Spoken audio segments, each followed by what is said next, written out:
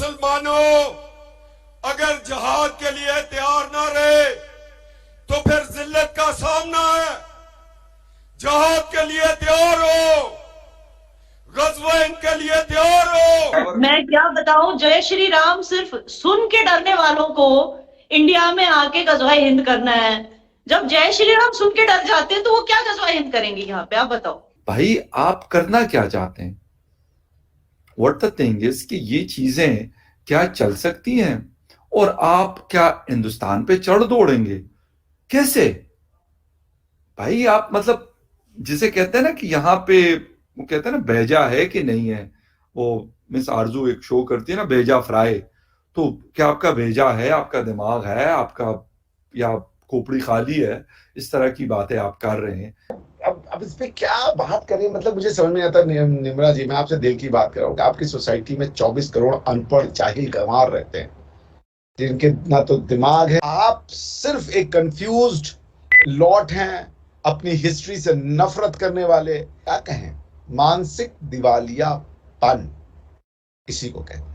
अपने मुल्क को तबाह करके, अपने कल्चर को तबाह करके, भाषा को तबाह करके, अपनी आइडेंटिटी को तबाह करके पाकिस्तान इस तबाही। इनको क्या पता जिहाद के स्पेलिंग क्या होते हैं। दूसरा, मेरी गुजारिश एक ये है कि आपके कंट्री के अंदर जितने लोग इस वक्त जिहादी हैं उनके लिए मेरे बच्चों, मेरे प्यारों, पहले IMF के तलवे जो चाट रहे हो वो छोड़ो, चाइना के से खराज मांगना छोड़ो, सऊदी अरेबिया से खराज मांगना छोड़ो, अपने पांव पे खड़े हो। अपने पांव पे खड़े हो नहीं सकते हो, लेटे हुए हो, और यहां से तुम क्या तो जिहाद करना। Welcome back to Pra News. Former Pakistan Prime Minister Nawaz Sharif's son-in-law, Captain, retired, Mohammad Safda, made provocative statements against India and Israel during a pro-Palestine rally in Peshawar, Pakistan. He openly threatened to use nuclear bombs against India and Israel and called for Muslims to remain steadfast for Ghazwa-e-Hind, that is war to kill kafirs. Safda criticized India and Israel on the issues of Kashmir and Palestine, and he declared that all atomic bombs made by Pakistan belong to Muslims. He urged Muslims to be ready for jihad and support those in Gaza. The rally was organized by Jamiat-e-Ulema Islam, in protest against Israel's airstrikes on the Gaza Strip, and was addressed by two Hamas leaders. In summary, Safda's statements were confrontational and focused on supporting Hamas while criticizing India and Israel, and he called for Muslims to be prepared for jihad against India and to stand with the Palestinians. Now let's see Pakistan media reactions. बिल्कुल, और नवाज शरीफ साहब इनकी शादी के खिलाफ थे, मेरा ख्याल है बिल्कुल सही खिलाफ थे, क्योंकि इस किस्म का दामाद जो है मुझे लगता है उन्होंने पहचान लिया था उस वक्त, लेकिन वो मजबूर हो गए थे वो मैडम मरियम से कि उन्होंने फिर वो कर दिया इनको। नहीं, फिर इस तरह के साइकोपैथ्स को क्यों पाकिस्तान आर्मी में लिया जाता है? अब वो देखो, वो लाल टोपी, वो भी एक साइकोपैथ है। तो ऐसे लोगों को देखने से क्या है कि लोगों का जो है ना, उनकी भी जहनियत पे असर हो जाता है। ऐसे लोगों की दिमाग ठीक हुआ करता था जिस वक्त ये कैप्टन थे, उस वक्त तो ठीक था, तभी तो मरियम नवाज साहिबा से शादी इनकी हो गई। अगर दिमाग शायद किसी ने स्क्रू ड्राइवर यूज कर लिया होगा उनके दिमाग पे, तो वरना फिर ये शादी तो नहीं होनी थी ना। लेकिन अब खैर एनीवे उनकी हो गई, और वो अब यहाँ पे ये पेशावर में कोई जलसा कर रहे थे और कंधे पे चादर डाल के, मैं कहते अल्लाह ताला मरियम नवाज को पेशेंस बख्शे। आमीन आमीन आमीन। नहीं, इस पे मैं बिल्कुल आमीन करूंगा कि ये सबर दे, ये बहुत मुश्किल। तो बहरहाल इस तरह के बहुत नमूने पाकिस्तान में घूम रहे हैं, और अच्छा एक ऐसी पौध तैयार हो चुकी है जो ना इंग्लिश जानती है ना मैथ जानती है, उर्दू में ट्वीट करते हैं। मैं बताना चाहूंगा कि आधे लड़के लड़कियां बन के सारा दिन एक दूसरे के साथ वो ड्रामे कर रहे हैं वहां पे। अगर देखा जाए तो चॉइस अब इससे तरक्की नहीं होती। इससे मेरा ये क्वेश्चन आपसे ये है, आप उर्दू में बाईपास सर्जरी कर सकते हैं हार्ट की? आप उर्दू के साथ चंद्रयान 3 बना सकते हैं? नहीं सर, आपको कुछ ना कुछ पढ़ना पड़ेगा, और उसमें आप बिल्कुल आंखों से अंधे हैं। आपकी रूलिंग एलीट सारी लंदन बैठी है, आपको कह रही है जिहाद करो। आप पता नहीं आप किस तरीके से आप जिंदगी गुजारना चाहते हैं, आप कहां जाना चाहते हैं। आप कंफ्यूज हैं 76 साल से, आप गुमे में, आज के नहीं पूरे 76 साल से गुमे में। आपको कोई, आपके किसी पड़ोसी मुल्क के साथ आपके रिलेशनशिप ठीक नहीं है। अफगानियों की खातर आपने अपना मुल्क तबाह कर लिया है, आज वो भी आपसे नाराज है। तो देखा जाए तो ये नफरतों से आपको ये बंद करनी होगी नफरतें। ये मैं हमेशा इस चीज के हक में हूं कि सबसे पहले आप अपने भारत से रिलेशनशिप ठीक करें, आपके सर्वाइवल के लिए ये जरूरी है।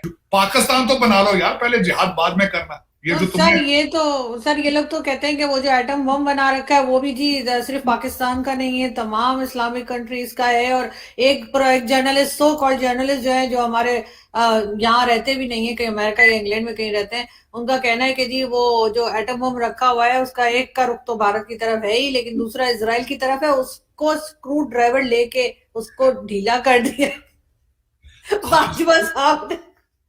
अर्ज तो सुनते हैं मेरी बात। देखें, एटॉमिक की जो बात आप कर रहे हैं वो चाइना ने आके किया था ड्रामा, तो वो पता नहीं शायद ले जा चुके हैं, क्योंकि आपका बिहेवियर एटॉमिक पावर वाला नहीं है, नंबर वन। चलें ठीक है। तो दूसरा जो इस्लामी मुल्कों के बारे में कहना चाहूंगा, जो आपके कई बुजुर्ग हैं यहाँ पे जो कहते हैं कि हम वो अपने आप को अरबी समझते हैं, अरबी आपको इंसान ही नहीं समझते मेरे भाई। उनके आपके लिए उन्होंने नाम रखे हैं रफीक, मस्कीन, ठीक है जी। और दूसरा, उनको छोड़े, आपके पठान भाई जो यहां से अफगानी गए हैं, अफगानी आपको काफिर कहते हैं। वो कहते हैं इनका इस्लाम ठीक नहीं है, काफिर है सारे। वो कहते हैं इनको मारो, इनको मारने का सवाब है। तो पहले अपने डिफरेंसेस ठीक कर लो। वो मिडिल ईस्ट वाले तुम्हें इंसान भी नहीं समझते, तुम तो कहते हो हमारे मुसलमान भाई हैं। वो तुम्हें मुसलमान तो बहुत दूर की बात है, इस्लामिक नाम रखने से वो आपको एक्सेप्ट। आप जाके तो देखो सऊदी अरेबिया में आपके साथ करते क्या है, एयरपोर्टों में धक्के किस तरह मारते हैं, जाओ तो सही। आपके लिए तो उन्होंने खसूसी लाइनें बना के रखी हुई अलग की, पाकिस्तानियों के लिए तो लाइनें अलग है वहां। तुम्हारे साथ तो हाथ लग जाए किसी का तो वो अपना हाथ 3 दफा धोते हैं, अरबी जो है। तो उन्होंने ये नहीं सोचा कि पाकिस्तान की आवाम, जहां रेबीज की वैक्सीन हिंदुस्तान से आती है, जहां लिवर ट्रांसप्लांट हिंदुस्तान में होता है, यहाँ पर अस्पताल नहीं बना सके जहां हो सके, जहां एक सब्जी जो कि हमें 4 गुना कम कीमत पे वागा से आती हुई मिल सकती है, जो आप दुबई से मंगवानी पड़ती है ऊपर से घुमा के, वो इसीलिए ये सब नहीं हो पाता कि आपने प्रेजुडिस क्रिएट की हुई है और आपने नफरत की बुनियाद पे एक रियासत कायम की हुई है। तो जॉन एलिया साहब ने कहा था कि जो रियासतें नफरत की बुनियाद पे कायम हों, उनके असाब उनके साथ नहीं देते। और हम भी वही देख रहे हैं कि हमने सिर्फ एक सोशल कॉन्ट्रैक्ट ये बनाया कि हाँ, हमें इनसे मुख्तलिफ कमरे में बंद कर दें और हमें मुख्तलिफ मुल्क दे दें तो फिर सब ठीक हो जाएगा, जबकि नहीं हुआ सब ठीक। आपने 2 नेशन थ्योरी की बेस पे एक रियासत कंस्ट्रक्ट की, 71 में आपका थीसिस फेल हो गया, 51% मुसलमान आपसे अलग हो गए। तो साबित ये हुआ कि अब ज़रा ह्यूमनिज्म की बात करें, अब मज़ाहिब की बुनियाद पे, आइडियोलॉजी की बुनियाद पे प्रेजुडिस को छोड़ दें, और साथ साथ अगर कोई भी कॉपरेट नहीं करेगा इस खिते में रहते हुए हिंदुस्तान से, which is the 4th largest economy in the world at this point, तो उससे बड़ा बेवकूफ़ी कोई नहीं है। तो ये सारे पॉलिटिशियंस जो हैं, इनमें विजन की बहुत कमी है। इनको नहीं इल्म के आने वाली नस्लें लड़ के जिंदा नहीं रह सकती। इनको नहीं इल्म के दोनों तरफ इतने न्यूक्स पड़े हुए हैं कि अगर उसमें से 10% भी चल गए तो इस खिते में 40 साल तक सूरज निकलेगा नहीं, फसल तबाह हो जाएगी। तो ये जिंगोइज्म की और जंग की जो बातें करता है, दे लैक विजन एक्चुअली, और वो सिर्फ पैटी वोट्स लेने के लिए इस तरह की बातें करते हैं। जिसमें भी विजन होगा, जिसमें भी थोड़ा सा डेप्थ होगी, वो ऐसी हरकतें नहीं करेगा।